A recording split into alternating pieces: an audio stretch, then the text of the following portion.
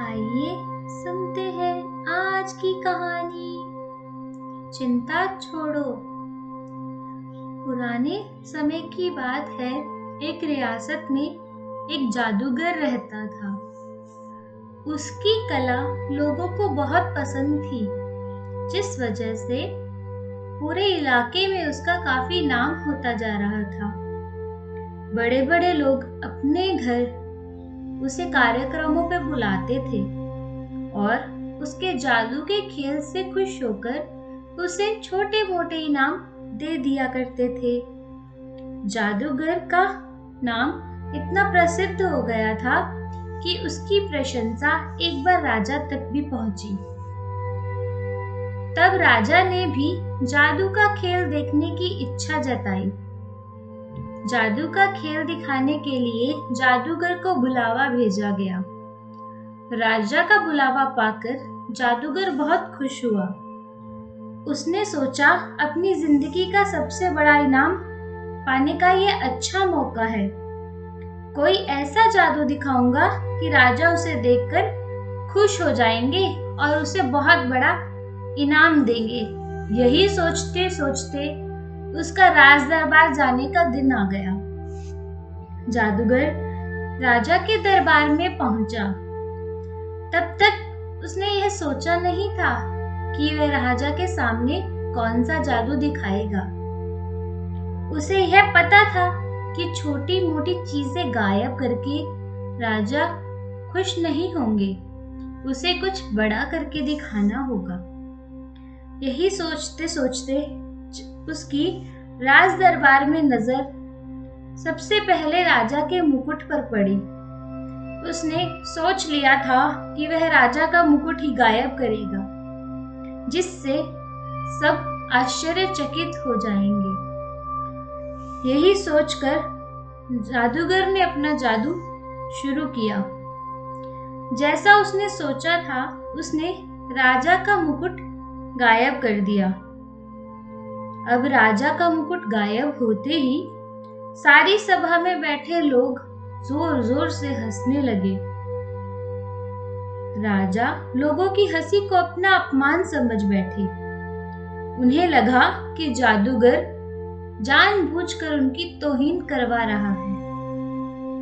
अब राजा को यह देख गुस्सा आ गया। गुस्सा में आए राजा ने तुरंत उस जादूगर को पकड़कर काल कोठरी में डालने का हुक्म दिया और 7 दिन बाद फांसी देने का ऐलान किया। अब जादूगर ने ऐसा सोचा तो नहीं था जो उसके साथ हो रहा था। फिर भी जादूगर ना तो परेशान था और ना ही वह दुखी दिखाई दे रहा था, जितना उसे होना चाहिए था। यह बात जादूगर की पत्नी को पहुंची। वह दौड़ी दौड़ी जादूगर को मिलने के लिए कालकोठरी में आई। वह अपने पति को इस तरह से मुसीबत में फंसा देखकर रोने लगी। जादूगर ने उसे समझाया कि चिंता मत करो, खुश रहो। पत्नी को लगा कि मौत की सजा सुनकर जादूगर को सदमा लग गया है, इसलिए वह ऐसी बहकी बहकी बातें कर रहा है।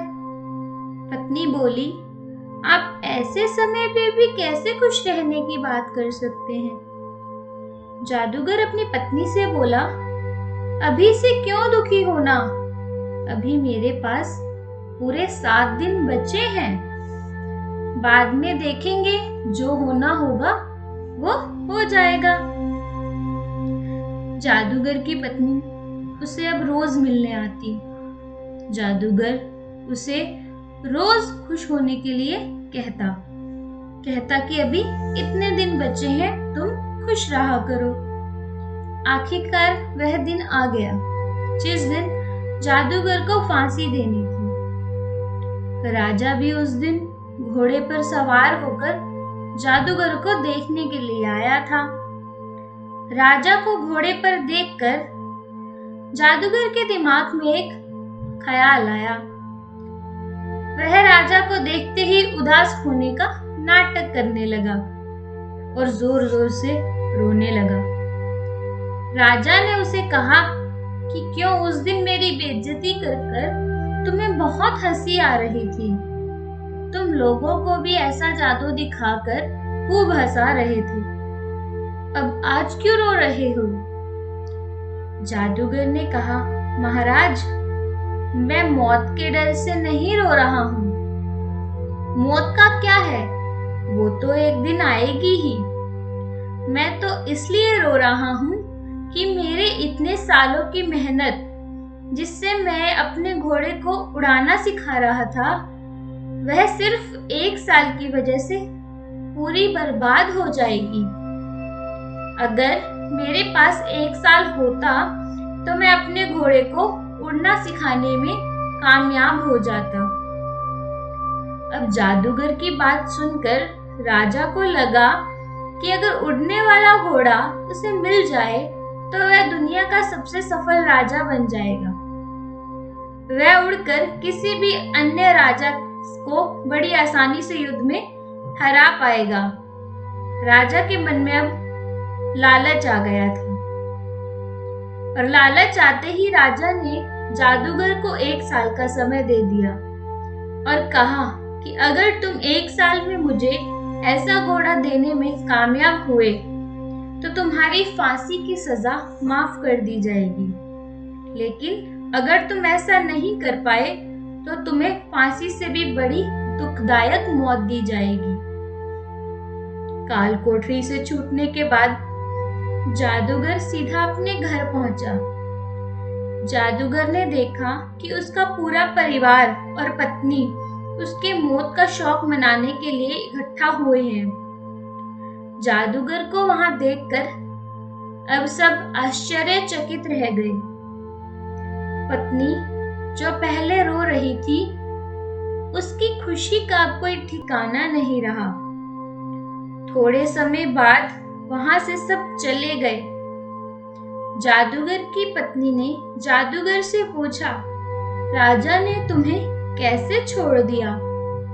जादूगर ने उस शर्त के बारे में बताया जिसमें जादूगर को एक उड़ता हुआ घोड़ा राजा को 1 साल के भीतर देना है। शर्त सुनते ही जादूगर की पत्नी को गुस्सा आ गया। बोली, तुम कैसी अजीब शर्त मानकर आ गए हो? क्या तुम नहीं जानते ऐसा घोड़ा कभी संभव ही नहीं है? जादूगर बोला, मुझे पता है प्रिय, उड़ने वाला घोड़ा मैं कभी नहीं राजा को दे पाऊंगा, लेकिन मुझे जो 1 वर्ष का समय मिला है, मैं उसे बिना किसी चिंता के खुशी खुशी जी पाऊंगा। तुम भी अब चिंता करनी छोड़ो और खुश रहा करो। 6 महीने ही बीते थे कि राजा और उसका घोड़ा दोनों ही मर चुके थे। राजा ही नहीं रहा तो जादूगर को 1 वर्ष की मोहलत की जगह अब जीवन भर की मोहलत मिल गई थी। शिक्षा। दोस्तों, यह कहानी हमें सिखाती है कि आज में जीना ही बुद्धिमानी का काम है। आपके पास जितना भी समय है उसे खुशी खुशी जिया कीजिए। कल का क्या होगा इसकी चिंता मत करें और अपना जीवन आनंदमय तरीके से व्यतीत करें। धन्यवाद।